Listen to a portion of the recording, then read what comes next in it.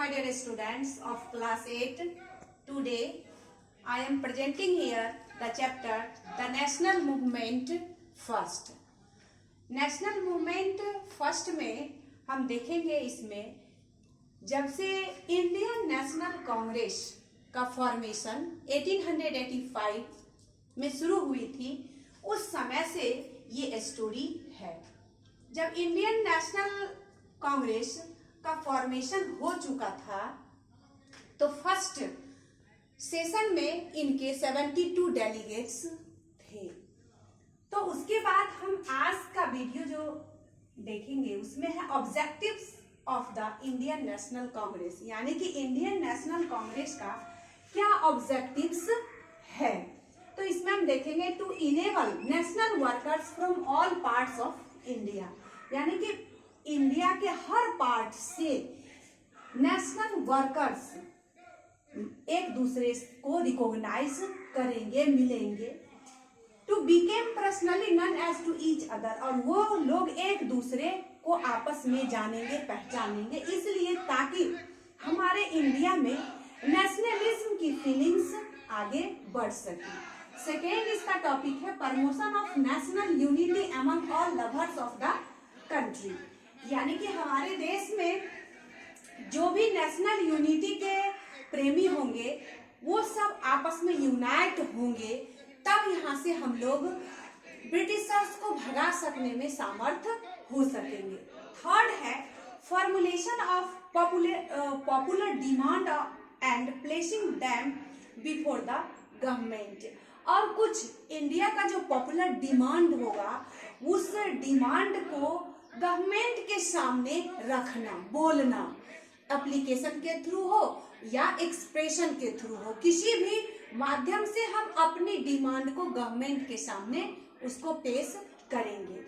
फिर इसका fourth objectives है organising public opinion in the country, और कंट्री में हमारे पब्लिक ओपिनियन को लेना और उसको लेकर के सबको यूनाइट करना, ऑर्गेनाइज करना। तो इस प्रकार हम देख रहे हैं कि इंडियन नेशनल कांग्रेस का क्या सब ऑब्जेक्टिव्स है, यानी कि ये ऑब्जेक्टिव्स है कि हमारे देश में जितने भी ऑल पार्ट्स के जो नेशनल वर्कर्स हैं वो सारे एक जगह हो करके नेशनलिज्म की फीलिंग्स को आगे बढ़ावे और भारत में इंडिपेंडेंट की ओर हम लोग अग्रसर हो सके। अब इसमें देखेंगे कि कुछ दिनों के बाद इंडियन नेशनल कांग्रेस के दो प्रकार के इसमें आइडियोलॉजी के आधार पर चेंजिंग आती है। उसमें दो तरह के नेशनल वर्कर्स काम करते हैं, हालांकि दोनों का एम एक ही था, लेकिन उनका जो एम था, इरा था, वो थोड़ा सा अलग अलग था। तो अब इसमें दो प्रकार के उसमें नेशनलिस्ट वर्कर्स आते हैं। एक को कहते हैं मॉडरेट नेशनलिस्ट और दूसरे को हम लोग कहते थे असर्टिव नेशनलिस्ट। तो असर्टिव नेशनलिस्ट का मीनिंग हम लोग ऐसे, ये मॉडरेट नेशनलिस्ट का मीनिंग हम ऐसे समझेंगे जैसे कि गरम दल, यानी कि जिनको लगता था कि हम एप्लीकेशन के थ्रू या एक्सप्रेशन के थ्रू हम गवर्नमेंट के सामने यानी ब्रिटिश ईस्ट इंडिया कंपनी के सामने अपनी डिमांड को रखेंगे और धीरे धीरे वो डिमांड फुलफिल होते चला जाएगा और हम इंडिपेंडेंट को प्राप्त कर लेंगे। लेकिन इसके जस्ट ऑपोजिट आइडियोलॉजी को ग्रहण करते थे, वो थे आपको असर्टिव नेशनलिस्ट। असर्टिव नेशनलिस्ट का कहना था कि जब हम लोग कब तक अपने राइट्स को लेकर के ब्रिटिश गवर्नमेंट के सामने गिड़गिड़ाते रहेंगे, इससे तो अच्छा है कि हम लोग उस जो मेरा एम है उस एम को हम डायरेक्ट यहाँ पे अपराइजिंग करके, प्रोटेस्ट शुरू करके हम उसको प्राप्त कर सकते हैं। तो अब हम देखेंगे इस वीडियो में कि सबसे पहले इरा ऑफ मॉडरेट नेशनलिज्म का क्या इरा है, फिर नेक्स्ट वीडियो में आएगा era of the assertive nationalism. दोनों का मतलब मंजिल एक ही है लेकिन रास्ता अलग अलग है।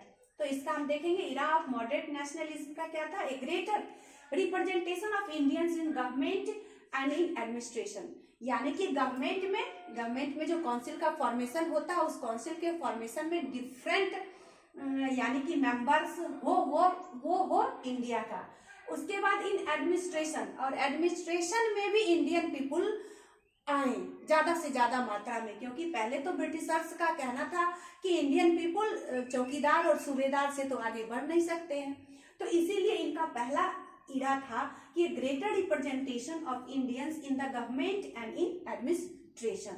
सेकेंड इसका है the placement of Indians in high position in the government, और गवर्नमेंट में जो हाई पोजीशन होते हैं, ऑफिसर रैंक की जो सर्विस होती है, उसमें भी इंडियन पीपुल का रिप्रेजेंटेशन बढ़े, क्योंकि ऐसा तो ब्रिटिशर्स चाहते नहीं थे, लेकिन इन लोग का इरा था, यानी मॉडरेट नेशनलिस्ट का इरा था कि हम लोग हाई पोजीशन तक भी पहुंचने की कोशिश करें। और थर्ड पोजीशन है civil service examination to be held both in London and India, और सिविल सर्विस जो एग्जामिनेशन होती थी, ये सिविल सर्विस एग्जामिनेशन हमको लंदन और इंडिया दोनों में होनी चाहिए। Complete separation of judiciary from the executive, और जुडिशियरी डिपार्टमेंट जो है वो एक्सिक्यूटिव से बिल्कुल ही अलग रहे, ताकि न्याय जो है यानी कि वो निष्पक्ष हो सके। तो इस प्रकार आज का जो वीडियो है उसमें हम ये चीज देख ले, era of the moderate nationalism, और नेक्स्ट वीडियो में मैं बताऊंगी era of the assertive nationalist. धन्यवाद।